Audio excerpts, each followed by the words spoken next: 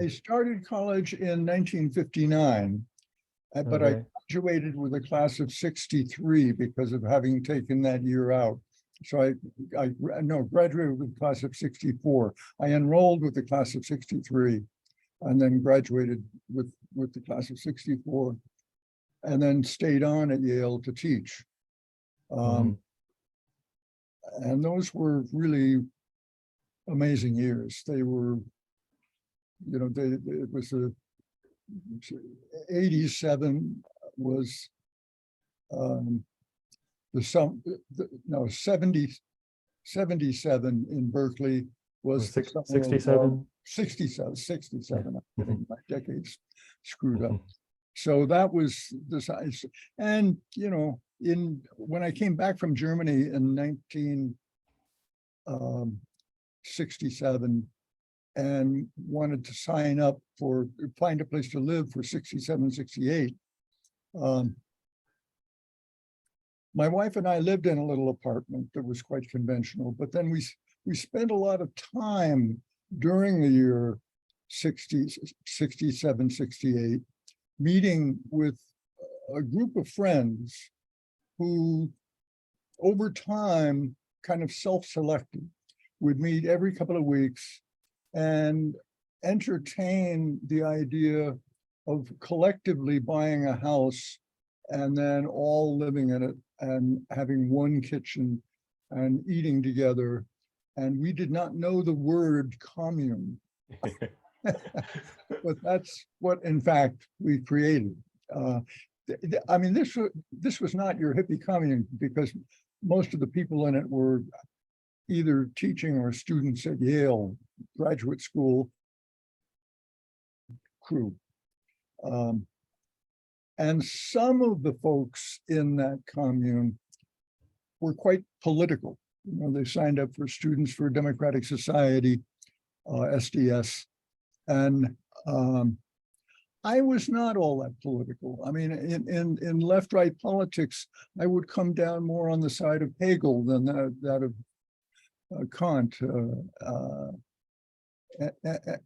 or Kierkegaard, Hegel versus Kierkegaard, or Hegel versus Marx. I would come down more on Hegel's side than Marx. But in 1969, when I started living in this commune, we were 14 adults and 4 children in a big 3-family house. So we eliminated 2 of the kitchens and turned them into bedrooms. And financially, it was fantastic. I mean, I paid a ridiculously small amount of rent to live there. But there were some guys in that group who were more political than I was and kind of leaned on me. And then in 1969, 70, that's when things really got politically wild. And in the spring of 70, Nixon went into Cambodia, and practically every campus in the country went on strike. But at Yale, we had a unique situation in that Yale, New Haven was where a Black Panther named Alex Rackley was thrown in jail for a murder of another Black Panther. And this was a kind of volatile situation because the group of Black Panthers in New Haven decided that they were going to bring a couple 100,000 people to town to, quote, bust Bobby out of jail. Not a good idea. But anyway, so Yale went on strike. And when I heard about this plan the Black Panthers had, I got genuinely worried I mean, I thought there's going to be blood flowing in the streets. So I agreed to be the only faculty member on the strike steering committee. I mean, talk about professional suicide. All the senior professors thought I was some young radical lefty who just didn't belong at Yale. But yeah, I served on the strike steering committee, and what an education, I mean, with Yale on strike, spending about a month just dealing with political issues, both in New Haven and nationally and globally with the Vietnam War. That was a really intense dive into politics. Well, I don't regret doing it. It was an amazing education. But that was it was a rash act. But I managed to then, in 1971, just by chance, I read an article in the new publication called the New York Review of Books, brand new publication, and there was a column advertisement down one edge that was advertising for a set of just five Phi Beta Kappa fellowships for a year off from teaching, on the theme. This was before sexism was abroad.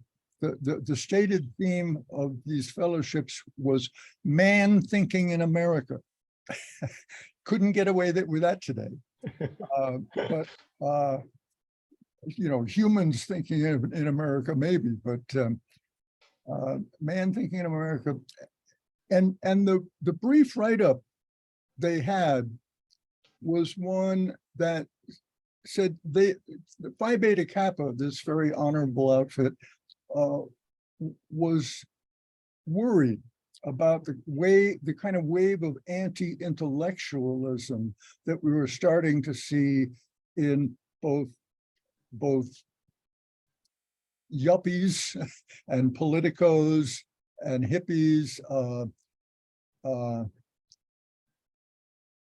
So yeah, it was an intense dive. But in 71, I had been, ever since 68, 69, 70, I'd been writing a manuscript that was really an exchange of papers between two sides of me.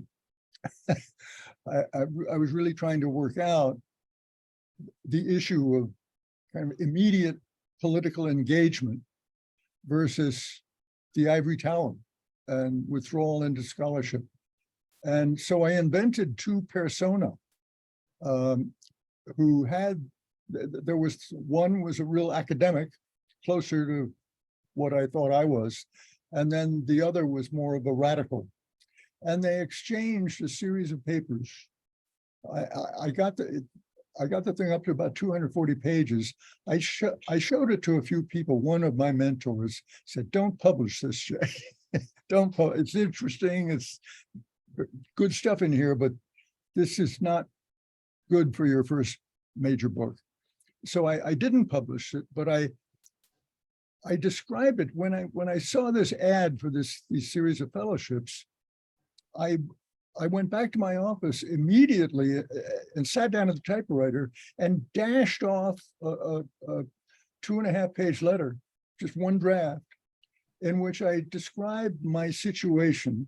You know, I'm teaching at Yale, pretty good credential, but I'm living in a commune. I was the only faculty member on the strike steering committee. I've got this manuscript, it's this exchange of papers, and I conclude by saying, basically, I said, I have no doubt you can find in our academic world a bunch of people more smarter than me, better read. And I have no doubt that you can go into the streets of the East Village and find people who are deeper into the counterculture than I am. But I defy you to find anybody as stretched between those extremes. And it worked. In December, I got a letter saying they were supposed to announce the prizes in December. But I got this letter saying, we just can't get through all the applications. We have 450 applications for 5 fellowships. So I forget about that, and then in March, my phone rings one day and they tell me I won $20,000, which in those years was a fair amount of money. That was an academic salary for a year for an assistant professor. So I was able to take a year off and write most of Many Dimensional Man.